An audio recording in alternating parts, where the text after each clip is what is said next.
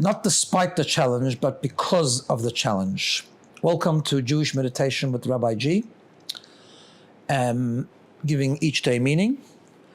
Once again today, I'm still going to continue on with the pause.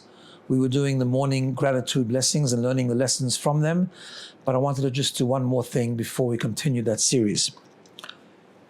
I'm recording this on a Tuesday afternoon. Tonight, in the Jewish calendar, is the 15th of Av, the 15th of the month of Av, which interestingly, the Talmud describes as a great festival. It was also known in Talmudic times or Mishnaic times as a day that the girls would go out to the vineyards and dance, and the boys would come, and there was matchmaking happening and all kinds of things.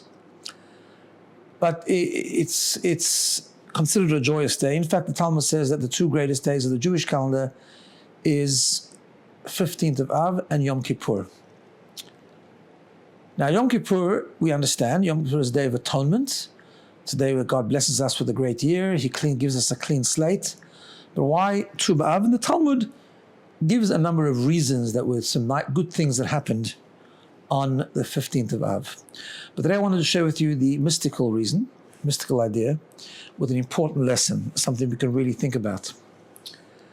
In the Jewish calendar, which is the lunar system, the 15th of the month always brings a full moon. The Jewish people, we are taught, the Zohar tells us, are compared to a moon because we're sometimes strong and sometimes weak. We wax and wane.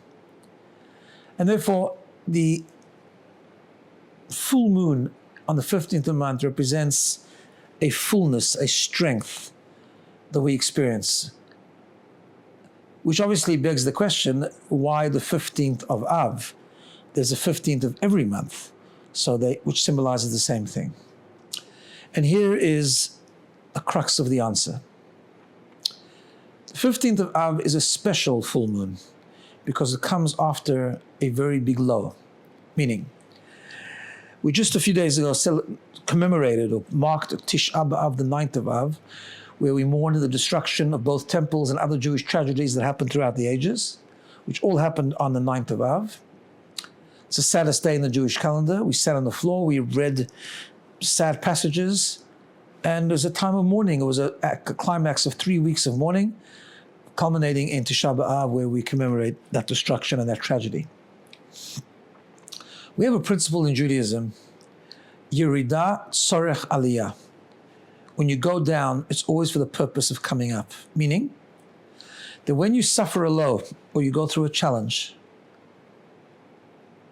the idea is not just resilience. Resilience means bouncing back to where you were before. Yeridat Tzorech Aliyah means you come back stronger than before. And you come back stronger than before, not only because you're a strong person, but because you use the challenge as a catalyst for growth. Now, let's make it clear. In our prayers, we pray to God not to challenge us, not to test us, not to bring pain and tragedy.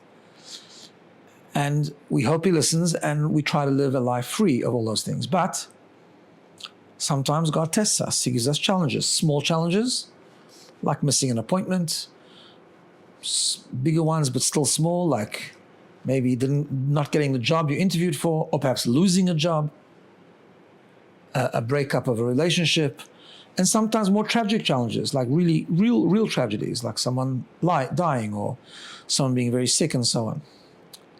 And while they are painful, and we should never deny the pain and never ignore the pain and spend time processing the pain, but the Jewish view on challenge is not just resilience.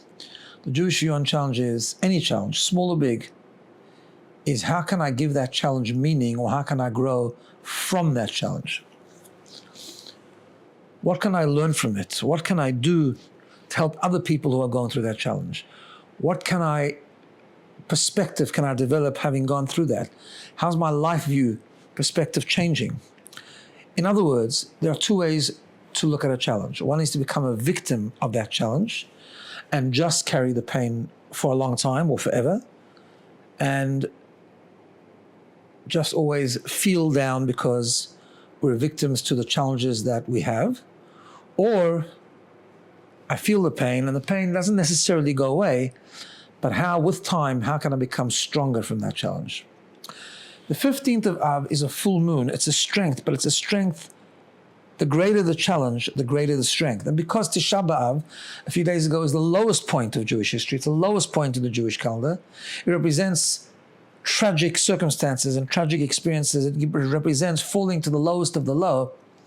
That's why the ascent, the going upwards afterwards, the strength that is represented by the full moon of the 15th of the month is the greatest strength. That's why the 15th of Av is considered a festival.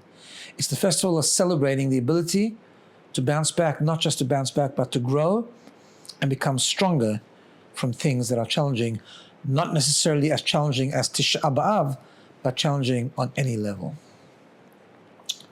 So what I want you to do is to close your eyes and to try and visualize today or yesterday or the day before, last week, a challenge. Now, it could be a small challenge. It could be something that really annoyed you, something that just messed your day around or messed up your week or whatever it was. Just think of a challenge. Maybe that challenge is painful. Maybe someone hurt you. Just for a moment, let's pause and just breathe calmly and just try to think of something.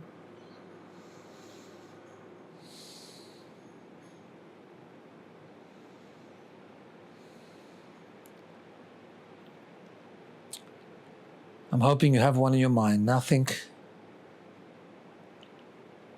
are you obsessing with that challenge all day? Are you still upset? Or do you think it's time to let go, depending on the size of the challenge, and ask yourself the question, what can I learn from that challenge? How can I give that challenge meaning? How can I discover inner strength and greater strength because of the challenge?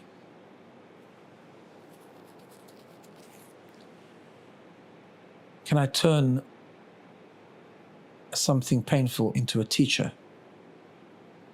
Can I turn the challenge into an opportunity? Can I deepen and become more mature in the way I look at things and look at people? Can I make a list of things that I've learned to do things differently in the future to avoid the challenge?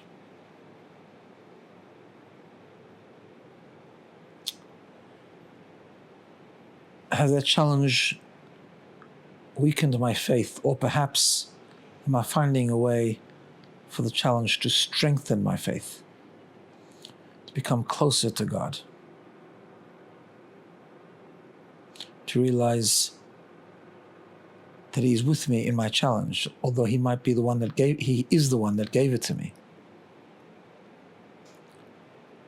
And yet, I can talk to Him, I can pray to Him, I can ask Him for strength, I can become closer to Him than before. Has the challenge weakened my relationships, maybe strengthened them, made me a better person? We all have challenges, maybe smaller, maybe bigger.